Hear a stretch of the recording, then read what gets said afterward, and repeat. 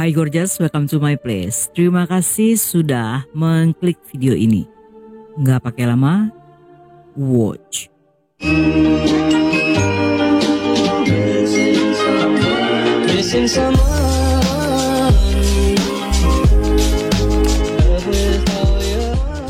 Chen merupakan anak bungsu dari keluarga kaya yang memiliki pabrik di kampung halamannya.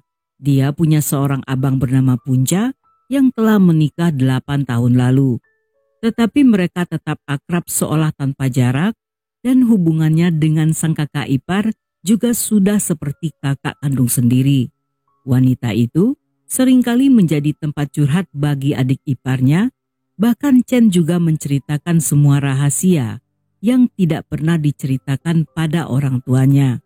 Di tahun 2015 setelah lulus dari Hangzhou University, Chen mulai bekerja sebagai guru TK di kota Sesi yang berjarak 2 jam dari rumahnya. Demi kenyamanan sang putri, orang tuanya membelikan Chen sebuah apartemen yang memiliki 2 kamar dan 1 ruang tamu yang dekat dengan tempat kerjanya. 2 tahun setelahnya, Chen juga mengajar di beberapa TK serta beberapa pekerjaan sampingan. Chen yang hobi menari, sepulang mengajar akan menjadi guru tari di sebuah lembaga pelatihan.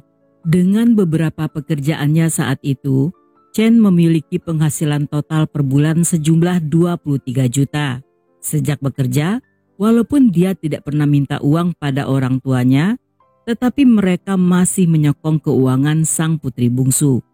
Ayahnya bahkan membelikan Chen sebuah mobil Mercy, dan ketika Chen berusia 18 tahun, keluarganya telah membangun sebuah rumah mewah seharga 2 miliar yang akan digunakannya sebagai tempat pernikahannya kelak. Keluarga mereka telah menyusun rencana demi masa depan sang putri. Mereka bahkan tidak mematok standar yang tinggi untuk calon menantunya kelak. Karena bagi orang tuanya, pria yang akan mendampingi putrinya haruslah pria baik pekerja keras yang menyayangi istri. Soal uang, bagi mereka itu hanyalah nomor 2, dan jika seandainya suami Chen memiliki gaji kecil, mereka siap membantu dengan membuka sebuah pabrik di kampung halamannya. Sehingga Chen tidak perlu khawatir akan hidup susah, dan tugasnya hanyalah tinggal mencari pasangan yang cocok.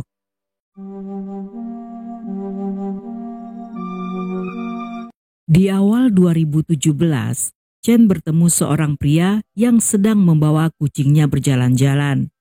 Karena Chen penyuka hewan, dia pun menghampiri kucing itu untuk membelainya, dan dari sanalah mereka mulai berkenalan.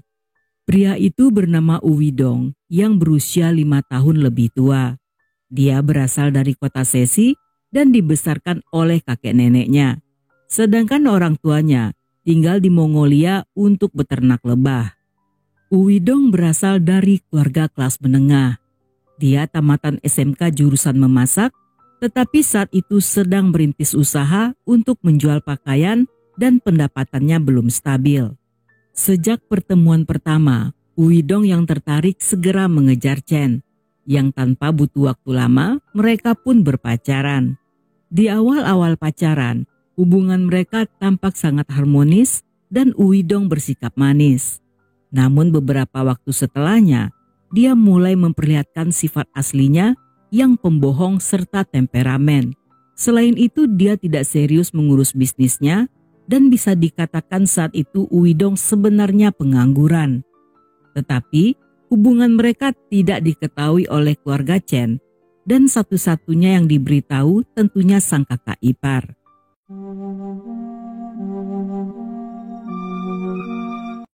Hingga beberapa bulan kemudian, secara tidak sengaja orang tua Chen bertemu dengan Uwidong. Saat itu, mereka berencana akan ke rumah sakit di kota dan sebelumnya mampir ke apartemen Chen untuk membantu membersihkannya. Pada jam 10 pagi, mereka pun masuk menggunakan kunci cadangan karena saat itu Chen masih bekerja. Namun mereka kaget ketika melihat seorang pria sedang tidur di kamar putri mereka. Menyadari ada orang lain di rumah itu, Uwidong pun bangun untuk menutup pintu kamar dan kembali melanjutkan tidur tanpa menyapa mereka. Selama sejam mereka di sana, pria itu masih belum bangun. Sehingga Ibu Chen mengetuk pintu dan dengan sopan membangunkan Uidong karena mereka ingin bicara. Selama pembicaraan berlangsung, ayah serta Ibu Chen tidak pernah membahas hal-hal yang bersifat pribadi karena mereka tidak ingin menekan Uidong. Mereka hanya mengatakan jika syarat menjadi menantunya cukup hanya dengan memiliki pekerjaan yang stabil dan bersikap baik pada putrinya. Namun alih-alih menjawabnya, saat itu Uidong hanya diam hingga kedua orang tua Chen pergi dari sana. Seiring berjalannya waktu, pasangan ini semakin bermasalah yang terjadi akibat perbedaan pendidikan serta perbedaan sifat yang sewaktu pendekatan, Chen sama sekali tidak memperhitungkan hal tersebut, sehingga membuat mereka sering bertengkar hanya karena masalah sepele.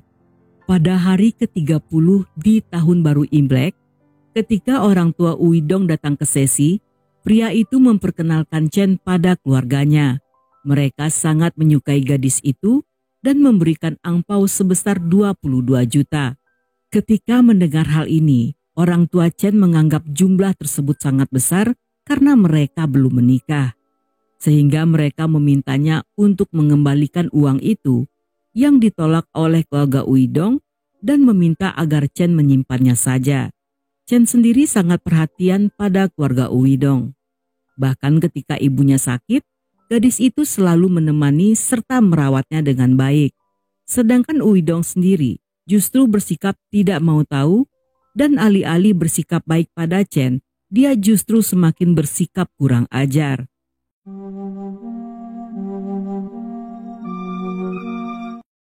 Setelah hubungan mereka diketahui banyak orang, mereka justru semakin sering bertengkar. Chen dan keluarganya mulai sadar jika Uidong bukanlah pria berkualitas. Walaupun pemalas, tidak punya motivasi, suka judi online dan suka main mahjong, tetapi pada ibunya, Chen mengaku jika Uidong tidak pernah melakukan kekerasan fisik. Namun satu waktu ketika sang ibu sedang merapikan barang-barang di rumah Chen, dia menemukan sebuah surat perjanjian yang ditulis oleh Uidong. Di sana tertulis, "Saya berjanji akan mengurangi memukulmu pada tahun ini." Mengetahui hal ini membuat Ibu Chen sangat murka, karena selama ini ternyata putrinya sering mendapatkan KDRT. Dan kata-kata di surat tersebut membuatnya sangat jijik, karena alih-alih menulis tidak akan memukul lagi, tetapi dia justru menulis akan mengurangi, yang artinya dia masih akan melakukan kekerasan pada putri sematawayangnya yang sejak kecil disayang serta dijaga bagaikan boneka kaca. Sejak penemuan surat itu, Uidong tidak lagi diterima dalam keluarga Chen.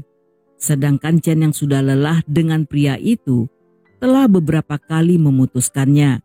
Namun setiap kali mendengar kata putus, Uidong akan bersikap ekstrim. Pada satu waktu, dia mengikuti mobil Chen, menyalipnya di tengah jalan, mengambil kunci serta ponsel Chen, dan membawa pergi mobil tersebut dengan meninggalkan gadis itu di jalanan. Ketika Chen melapor pada abangnya, Punca yang menjemput mobil itu ke rumah Uidong, menjadi marah ketika melihat layar di bagian dashboard telah dihancurkan dengan menggunakan iPhone milik Chen. Bagian bemper juga penyok parah, sehingga Punca melaporkan hal ini pada polisi. Keluarga Chen yang kesal meminta putrinya untuk mengembalikan angpau dari Ibu Uidong agar mereka terlepas dari pria itu. Tetapi sayangnya, uang tersebut telah dihabiskan oleh Uidong, sehingga orang tua Chen pun mengganti uang itu, namun lagi-lagi orang tua Uidong menolak ketika uangnya dikembalikan. Setelah pertengkaran itu, diam-diam Uidong datang ke apartemen Chen untuk mengambil barang-barangnya yang tertinggal di sana, sekaligus mencuri dokumen penting milik gadis itu. Dia berhasil masuk dengan memanggil tukang kunci, namun ketahuan oleh Chen yang berhasil mengusirnya dengan ancaman akan memanggil sang abang Punca. Dan sekali lagi, polisi kembali ikut terlibat dalam perseteruan mereka. Ketika orang tua Chen mendengar tentang hal itu, Ibunya pun pergi mendatangi seorang peramal untuk melihat nasib putrinya. Saat itu, sang peramal mengatakan jika nasib Chen dan Uidong ditakdirkan untuk saling menyerang, sehingga tidak ada gunanya mereka bersama-sama. Sejak hari itu, keluarganya meminta Chen untuk segera putus. Namun hanya beberapa minggu setelahnya, Uidong kembali mencari gadis itu. Dia bahkan mengirim video permintaan maaf sambil berlutut dan mengeluarkan air mata kepalsuan. Dan seperti yang sudah Gorgeous tebak, Chen yang berhati lembut berhasil masuk dalam jebakan Batman sehingga mereka pun kembali berpacaran. Yang demi mengambil hati Chen, kali ini Uidong memberinya hadiah seekor anak anjing yang lucu.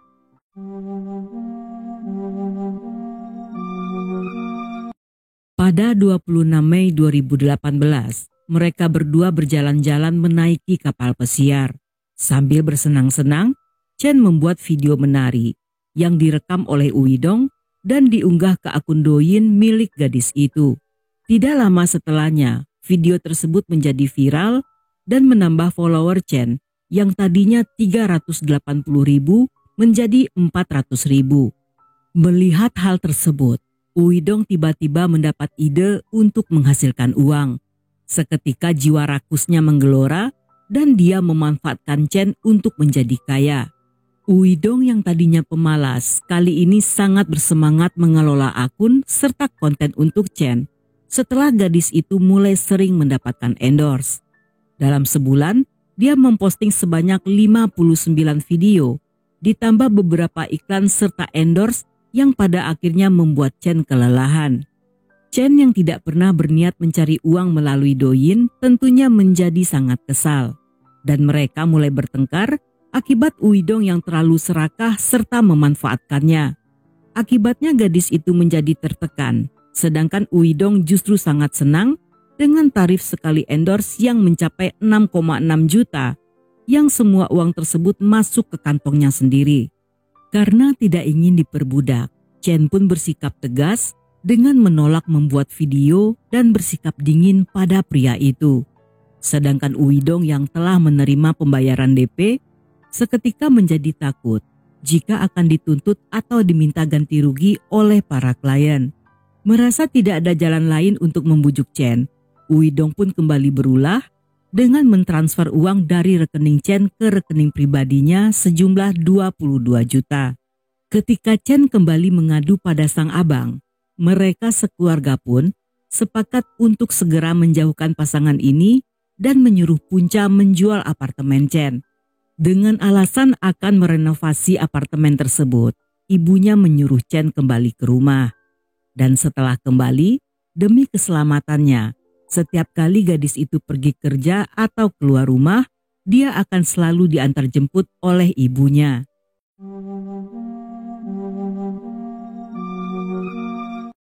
2 bulan setelah videonya viral, Chen pun memutuskan Uidong dan mengembalikan anjing yang diberi pria itu. Namun Uidong yang jahat justru memanfaatkan hewan itu untuk memeras Chen. Dia mengirim video yang memperlihatkan saat sedang menyiksa anjing itu sambil mengancam jika hewan itu mati, maka semua adalah kesalahan Chen. Chen yang tidak tega setuju untuk bertemu dan membeli anjing itu dari Uidong seharga 6,2 juta. Selain itu, melalui salah seorang sepupu Uidong, Chen mentransfer uang angpau agar dikembalikan pada orang tua Uidong. Karena selagi uang tersebut masih disimpan, tentunya pria itu akan menjadikannya alasan untuk terus mengancam Chen. Sejak mereka putus, Chen telah mengganti nomor teleponnya, namun berhasil diketahui oleh Uidong yang semakin menggila serta melakukan hal-hal aneh. Uidong sendiri bahkan mengganti nomor teleponnya sebanyak 50 kali ketika nomor-nomor itu selalu diblokir oleh Chen. Karena Chen juga telah memblokir semua akun medsosnya, Uidong yang tidak bisa menghubungi mulai menguntit dan merusak mobil Chen yang diperkirakan mengalami kerugian puluhan juta. Dari rekaman CCTV, tampak Uidong sering mendatangi rumah keluarga Chen pada dini hari, sehingga mereka melaporkan hal ini pada polisi. Di lain hari pada satu waktu, Ketika Chen sedang hangout dengan teman prianya sebut saja bernama Jono, tiba-tiba Uidong muncul dan menyerang pemuda itu. Namun Jono yang cekatan berhasil menghindar dan berteriak memancing perhatian orang lain sehingga membuat Uidong kabur. Hal ini membuat Ibu Chen semakin khawatir dan karena Punca tidak bisa mengawasi adiknya selama 24 jam, sehingga untuk berjaga-jaga mereka pun memasang alat pelacak di ponsel serta mobil Chen.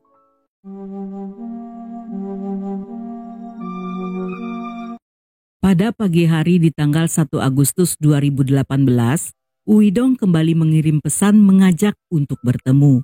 Namun ketika tidak mendapat balasan, dia mulai mencaci maki yang disertai dengan ancaman pembunuhan. Sekitar jam 5.31 sore, Chen mengabari ibunya jika dia akan pergi nonton bersama teman prianya. Dan setelahnya akan pulang ke rumah sehingga sang ibu tidak perlu menjemputnya.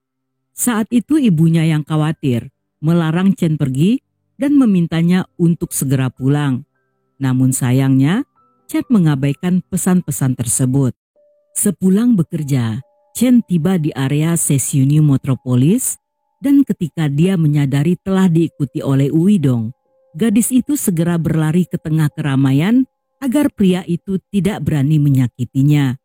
Namun Uidong yang saat itu memakai masker berhasil mengejar dan menarik Chen ke pojokan yang berada di dekat permainan mesin capit.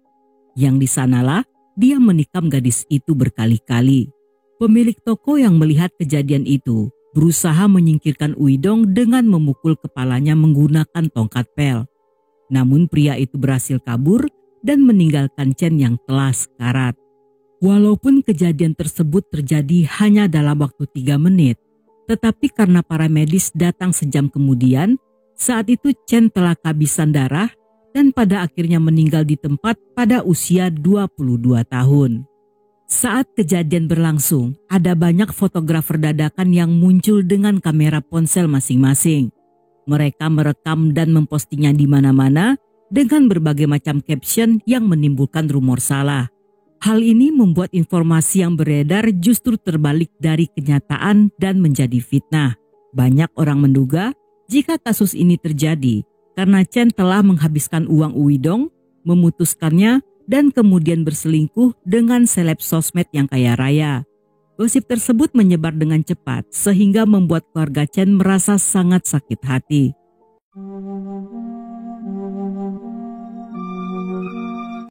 Dalam persidangan yang dilakukan 8 bulan kemudian, Uidong yang saat itu telah menggembung akibat makan nasi cedong, mengaku melenyapkan Chen karena gadis itu menolak untuk balikan.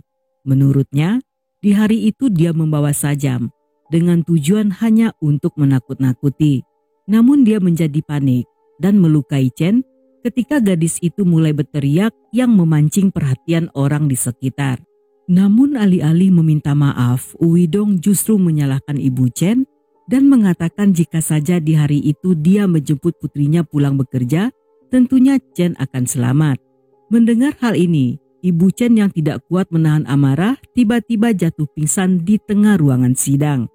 Menyadari jika akan mendapatkan hukuman berat, di lain hari dalam persidangan, Uidong mengaku memiliki penyakit mental dan depresi setelah diputuskan Chen. Dia beralibi bahwa 4 hari sebelum kejadian tersebut, dia mendatangi dokter untuk berobat. Namun alibinya tidak berguna karena berdasarkan bukti-bukti chat, CCTV, serta laporan kepolisian, semua terbukti telah direncanakan.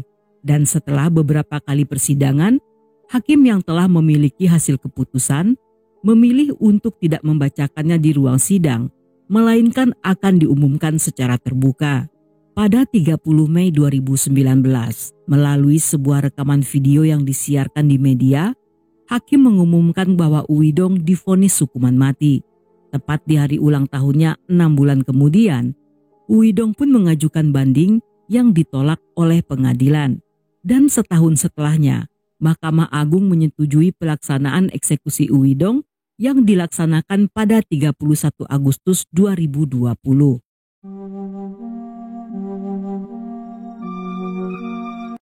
Walaupun Uidong telah dieksekusi, tetapi kasus tidak berhenti sampai di sana. Pada malam setelah kematiannya dilaksanakan dengan menggunakan beberapa mobil, keluarga Uidong datang ke rumah keluarga Chen untuk membuat keributan yang disertai dengan ancaman. Namun mereka segera lari berpencar ketika polisi tiba setelah mendapat laporan dari orang tua Chen. Keesokan harinya, mereka kembali dengan membawa banyak orang yang berjumlah puluhan. Yang kali ini, ketika polisi tiba, mereka tampak santai dan menghina para petugas. Tetapi tidak lama setelahnya, kelompok yang dipimpin oleh ayah dan dua saudara laki-laki Uidong ini berhasil ditangkap dan dibawa ke stasiun. Walaupun sebelum pergi, mereka sempat gaya-gayaan dengan mengeluarkan ancaman dan berkata akan kembali, tetapi saat di stasiun, mereka bersedia membuat surat pernyataan dan berjanji tidak akan bertingkah barbar.